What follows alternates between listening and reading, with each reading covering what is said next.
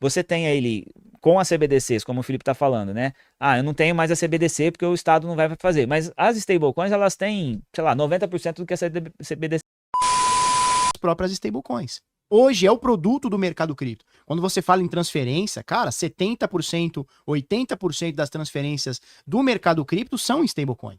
Então você vê que a concentração de valor tá ali dentro. Por quê? Porque você tem muita rapidez em blockchains, como o Marcelo falou, Ethereum, Polygon, Base, Solana, entre outras, e você tem a estabilidade do dólar. E tudo hoje internacionalmente é cotado em dólar, né? Pareado no dólar e tal.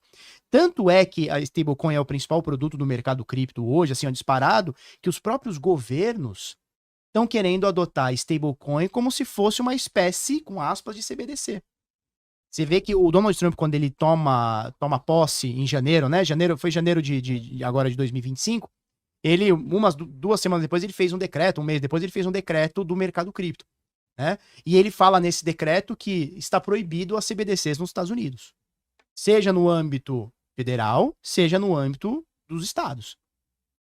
E agora, recentemente, ele criou a própria stablecoin dele, que é o One Dollar, não é? É o One Dollar, uma coisa assim. WDLF, não? Alguma coisa assim. Não, essa daí é a World Liberty Financial, que é que é a empresa dele. Que é a empresa dele. É, o token deles, a empresa dele. Mas eles estão criando uma stablecoin. Eu acho Junto que é o One. com o CZ, né? Parece que é junto com o CZ. O One Stablecoin. O cara saiu de inimigo do Estado, né? O CZ Pra mim, pagou um absurdo lá, foi preso e agora a gente pode até falar depois no momento aí o que o Estado americano fez com o CZ e a gente pode falar. É uma grande Mas sacanagem. só pra gente retomar, o que o Donald Trump tá querendo fazer e muita gente não percebeu? Eles vão tentar transformar as stablecoins em CBDCs. Porque aí a infraestrutura é da Tether, a infraestrutura é da Circle. Entendeu? São das empresas. Só que aí o Estado, como Estado, ele vai pedir uma chavezinha privada do contrato e falar assim, deixa eu assinar esse contratinho junto? Deixa eu bloquear ele nem precisa carteira, fazer se eu isso, precisar. né? Porque ele já pode bloquear hoje. Aliás, esse é um engano que muita gente comete, né? Com o stablecoin. Muita gente acha que é cripto, é descentralizado, assim, não é nem de perto, né? As stablecoins são extremamente centralizadas, são empresas. No caso da Tether, você tem 4 ou 5 A gente tá falando das mais consolidadas. As mais porque consolidadas, existem modelo de stablecoins que são mais descentralizadas. Como a própria DAI, por exemplo, que é uma que já foi descentralizado. Hoje, como a maior parte do lastro deles é o SDC. Eu discordo que seja descentralizado, mas tem uma roupagem mais cripto. Era mais perto mas o que a gente tá falando das principais stablecoins. Então a gente tá falando de USDT, o SDC, DAI, agora tem a Etena, PayPal, USD, entre outros. Mas são moedas centralizadas. E dentro desses contratos, dessas moedas, muita gente não sabe como é que funciona isso, mas, por exemplo, para você transferir token dentro da rede Ethereum, ele só existe com base na criação de um contrato. Então ele não é uma coisa palpável, assim como nada no mundo cripto é palpável, mas assim, uma coisa é um token de gas, que é o token Ether, né, que chama. O token Ether é o token que você paga para fazer transações na rede, e outros tokens que você faz ali são criações feitas através de contrato inteligente. Então na prática, lá dentro da blockchain tem um contratinho explicando assim, ó, aqui está sendo criado 10 mil moedas que vão chamar isso, vai ter tal característica, tais regras. E para você fazer uma transferência de uma stablecoin, ou de qualquer token na rede Ethereum, ou nas redes EVM, você depende do contrato. Você não tem, diferente do Bitcoin, por exemplo, o Bitcoin veio para minha carteira, eu tenho o Texo, que é a forma de representar o Bitcoin lá dentro da rede. Se eu quiser transferir para você, eu não preciso de ninguém, não preciso de contrato, não preciso de nada, eu só preciso que o validador e o minerador minerem minha transação, ela chega em você. No caso de tokens nas redes EVM, eu preciso do contrato para fazer essa transação. Quem faz a transação é o contrato. Então, assim, é como se o Felipe é o contrato. Eu e você somos os usuários da rede. Para eu transferir para você, eu preciso falar, Felipe, transfere para mim, por favor, esses USDC para a conta do Luan. Então, você tem uma necessidade do contrato o tempo inteiro para usar coisas que são feitas com base em contrato. Por ser assim, você consegue colocar regras nesse contrato que, por exemplo, impedem um usuário de utilizar aquele recurso. Então, você tem lá na sua carteira 1000 USDCs. Se o Estado for lá na Circle e falar assim, ó, Circle, esse cara aqui roubou esse dinheiro, eu não quero, sancionei ele lá na OFAC, sei lá o quê, ele vai lá e bloqueia esse dinheiro e você não pode mais usar, porque esse bloqueio é feito no contrato. e você não vai nunca mais conseguir usar esse dinheiro. Então, no final das contas, você tem ele com as CBDCs, como o Felipe está falando, né? Ah, eu não tenho mais a CBDC porque o Estado não vai fazer. Mas as stablecoins, elas têm, sei lá, 90% do que a CBDC faz. A única diferença é que o Estado, teoricamente, não conseguiria imprimir. Mas mesmo a CBDC, a stablecoin, ele pode imprimir, né? Porque ele pode pegar dinheiro Sim. e vai lá e no caso aporta. da CBDC, você teria a vinculação da carteira com o CPF, por exemplo, né? É O isso, Social isso. Security. No caso da blockchain, não necessariamente. Não a princípio, Não mas a aí princípio. ele vai pedir, Ele ó. vai obrigar. Vai falar, ô Circle, pra você, quem tiver o SDT aqui, que não tiver o cadastro do KYC, não vai poder mais Tá usar. bloqueado. Então, no final das contas, você tem o mesmo nível de controle, só que com uma aceitação melhor da sociedade. Será que é isso? É um cavalo de Troia que o Trump tá querendo Isso fazer? é um cavalo de Troia. O Trump está colocando Tá. um cavalo de Troia. Tá colocando. E o pior de tudo é que eu acho que não tem como escapar disso, né, meu? Cada Não. vez Agora- mais, pro mercado crescer também, ele tem que fazer isso. Só um adendo que o Marcelo tá falando. Hoje, para o governo fazer um bloqueio numa stablecoin, a gente tem dezenas de casos, né? Recentemente teve o caso da Bybit, que foi hackeada.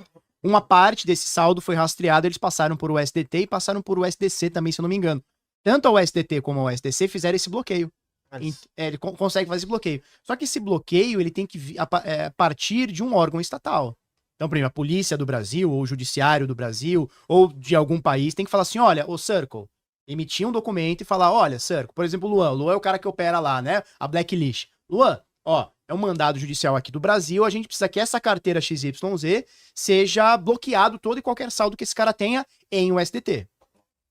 Então você entende que precisa do judiciário passar, ou a polícia passar. E às vezes é tão rápido as coisas que o cara já mandou pra outra carteira. Já foi embora. O cara já passou por um mixer, já botou numa pool de liquidez, já passou por uma corretora, mandou pra Monero, acabou. Se fosse CBDC, você não teria esse. Se for CBDC, o cara aperta um botão e ignora a tua carteira. Agora, o Estado pegando uma chave privada para assinatura dessa stablecoin, ou seja um sócio, ele pode fazer, ele que vai. Então, assim, na prática, a gente pode ter stablecoins sendo uma, não vou dizer uma CBDC, mas uma tentativa de CBDC. Com boa parte das características negativas, né? Sim. Porque ele vai poder impedir você de usar seu dinheiro em algum lugar se ele quiser, nesse contexto, né? Talvez não como na CBDC, ele poderia bloquear você de usar o seu dinheiro para pagar uma conta na padaria. Nesse caso, talvez ele não consiga fazer isso, mas ele pode bloquear depois. Se ele vê que você está usando com frequência, ele pode falar assim, ó, essa carteira aqui está bloqueada. Então, assim, a gente vai... É um cavalo de Troia, provavelmente. Pode ser um cavalo de Troia. Você, ó, eu sou o cara pró-cripto, porque muita gente... Aliás, aproveitando o assunto, né, muita gente tem criticado o mercado cripto, né, a gente especificamente. Ah, porque vocês eram contra o Estado e agora vocês estão batendo palma quando o Estado faz alguma coisa. A questão não é bater palma, é entender que o Estado vai entrar no jogo. Não tem como, é inevitável. Já entrou. Se o Estado vai entrar no jogo, eu não tenho como evitar, a gente tem que tentar ver pelo menos o lado positivo do que pode ser, que pelo menos traz mais usabilidade para essas coisas. A gente continua, no caso do Bitcoin, por exemplo, você não perde em nada pelo Estado estar entrando, comprando moedas, ele não tem poder a mais no Bitcoin por causa disso. Então o Estado está entrando, eu sei que ele vai entrar e eu não tenho como impedir isso de acontecer. Então vamos tentar procurar a melhor forma disso acontecer. E se você tem um governante pró-cripto, como pelo menos o Trump está se denominando, você ganha um pouco, uma chance pelo menos da regulação, que também vai acontecer, né? Que a gente gostaria que não tivesse regulação, mas vai ter, que essa regulação seja um pouco menos agressiva. Né? E a gente vinha vendo, principalmente no governo americano, um ataque muito frequente para criptomoedas ali que atrapalharam o mercado, inclusive levaram quantos bilhões de dólares para fora dos Estados Unidos, né? De investimentos que poderiam ter ficado lá e foram para outros países por conta da falta de liberdade com criptos lá. E agora, nesse cenário que a gente tem agora, essa turma toda vai poder voltar para os Estados Unidos e vai trazer dinheiro, vai trazer emprego, vai trazer, né, investimento, que é a parte importante dessa história toda. Então, assim, não é que a gente comemora que o Trump isso, não é que eu tô torcendo que o Trump vai fazer, ou que a gente gosta do Trump, porque não, é só... A gente, obviamente, vai comemorar se você tem o principal governo do mundo, que pode atrapalhar muito esse mercado. Se você tem um governante ali que ajuda um pouco mais, eu queria que não existisse o governo, eu queria que não existisse o Trump, nada disso, mas tem. Ele tá lá, não tem como impedir. Imposto com certeza é roubo, não tem dúvida que é roubo. Mas, e a gente consegue se livrar disso rápido? Não consegue. Né? Por exemplo, muita gente fala, vocês são libertários, mas vocês não tem como não existir o Estado. Realmente não tem, hoje não tem. Se você falasse assim, hoje, não dá para tirar o Estado hoje. As pessoas, nós todos aqui, inclusive, fomos criados e construídos, né? Nossa mente, nossas ideias foram construídas com base no modelo que existe o Estado para resolver problemas que talvez, se não existisse o Estado, nós como sociedade iríamos ter que resolver individualmente, né? Um exemplo claro aí, se você vê um mendigo na rua pedindo dinheiro, o Estado fala para você, não, você não pode dar dinheiro para ele, esse problema é meu. E aí você fecha o vidro do seu carro e continua andando. Ah, te incomoda, mas esse problema não é seu, esse problema é do Estado. Então a gente delega, a gente foi criado para ser assim, para entender que isso é um problema que o Estado tem que resolver. Eu não vou me meter com isso, tô pagando meu imposto aqui, minha vida segue, deixa o cara lá. Se a gente não tivesse o Estado, com uma sociedade, e aí vai ter gente que vai falar que não é assim e tal, mas justamente é porque a gente foi criado desse jeito, então a gente acha que tem que ser assim. Se não tivesse isso, a gente como sociedade ia se organizar. Lá em Rolante, por exemplo, lembra que a gente teve em Rolante, o único mendigo da cidade, tinha um na cidade. Eles se juntaram lá e deram uma casa pro cara, lá arrumaram um jeito e deram uma casa pro cara. Caramba. Então a Aí sociedade se reuniu. a piada é que o mendigo foi lá e vendeu a casa. É.